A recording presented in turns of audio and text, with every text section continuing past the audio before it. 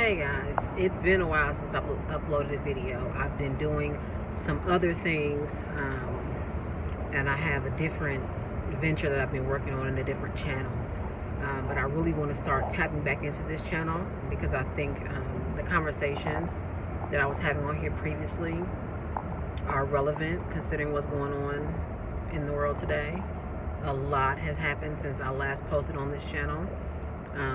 Obviously the big things are, COVID-19, the coronavirus, and George Floyd and Breonna Taylor. And that's kind of what I want to talk about this morning. 2020 has been a year. It's been a crazy year. And I'm kind of numb at this point. I think a lot of people are. People are tired of being in the house. People are tired of the restrictions. Everything, life as we previously knew it has changed. Everything has changed. I don't foresee it going back to the way that it was anytime soon. But people are numb. People are angry. People are hurting. People are fed up. Not just black people. I mean, police brutality against black people is nothing new. Social, economical, racial injustice against minorities and people of color is nothing new. But now we're to the point where we're fed up. It's always been blatant. It's always been blatant disrespect and lack of concern, lack of respect for our humanity. But now it's just getting to the point where it's like, we don't value you and we're not afraid to show it at this point. I mean, it's not even being concealed anymore. When you award Breonna Taylor's parents a wrongful death lawsuit and then turn around and say there's no evidence of wrongful death, that doesn't make sense. When you're more concerned with the drywall of the apartment buildings around hers that were shot through and her white neighbors versus the woman who actually was killed. And she's an essential worker. She's, she was an EMT, so she was essential to the people who needed to be working during this COVID-19 pandemic. When you show no regard for the fact that she was asleep in her bed and got caught up in the crossfire of a no-knock warrant, it's kind of hard to take the idea of we're all created equally and we're one nation, indivisible under God. It's kind of hard to take that serious at this point because it's simply not true. We're clearly not one nation. We are divided. And at this point, I don't even think we're serving the same God. I don't think that the God some people claim to serve and worship and swear by his word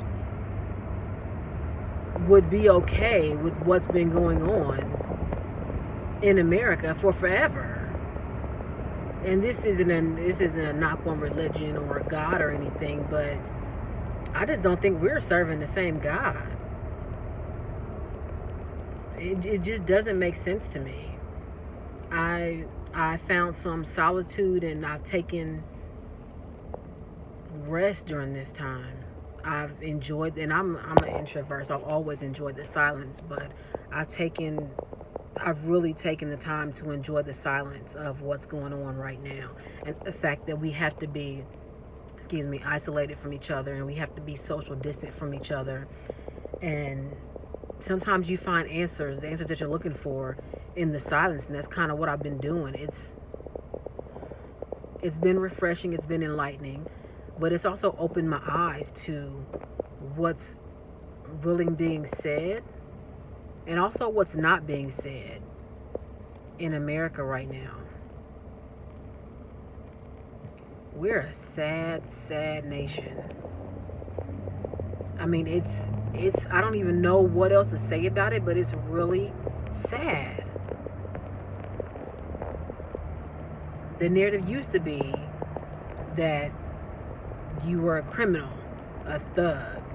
You were doing something wrong if you got harassed or inevitably shot or detained or had an interaction with law enforcement. You had to be in the wrong. It wasn't innocent until proven guilty. You had to be doing something wrong. Well, now even when the narrative is, I was walking down the street, I was jogging, I was asleep in my bed, I'm still guilty, I'm still wrong,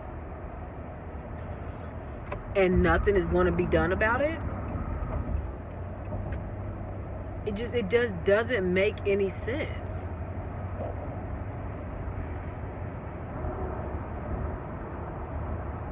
The emotional reality for a lot of people right now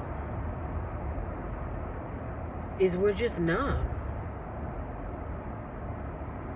And people keep saying that the laws are broken. They're working exactly how they were designed to. They were never meant to protect us. So how do we continue to try and be good, upstanding citizens of this country? And how do we continue to try and contribute to America's society and make a better life for ourselves when everywhere we go, we're perceived as a threat. We're perceived as a problem. Everywhere we go, we're at risk of being attacked, gunned down, shot.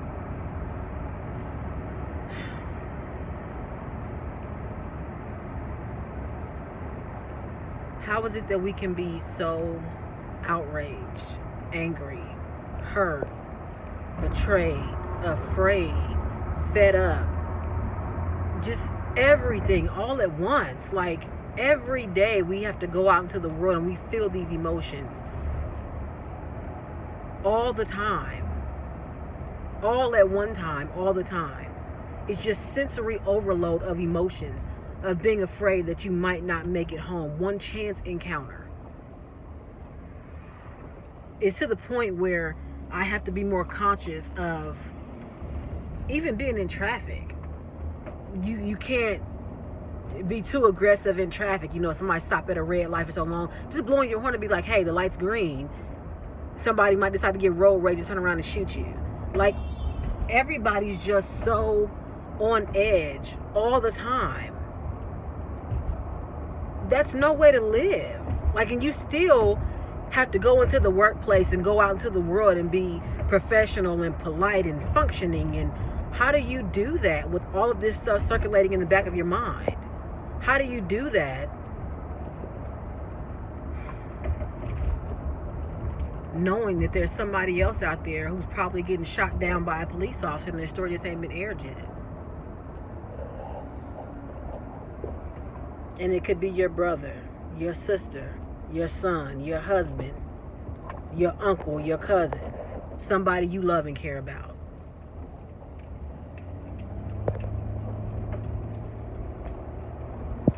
It's just really unfortunate that we've come so far and still haven't come that far. I think about it in the context of my mother was born in 1965. And it wasn't long before she was born that schools were still segregated. Like, she's not that old. She'll be 55 next month. That seems like a long time, but it's really not. We've come so far, and yet we haven't come that far at all.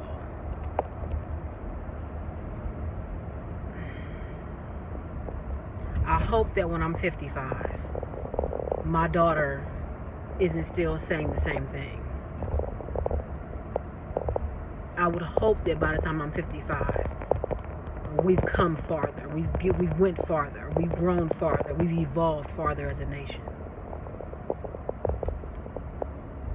I would hope that, but as of right now, I don't have faith that we will. Because this outrage that we're feeling, this notion that African Americans and people of color are second-class citizens and not humans, that's not something that you're born with. That's something that you're taught. That's something that our nation was founded on.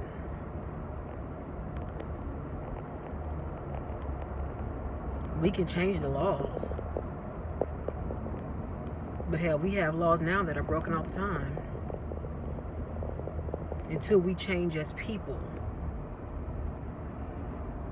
and we heal the trauma of people, I don't think anything is going to change. And that is the sad reality of America.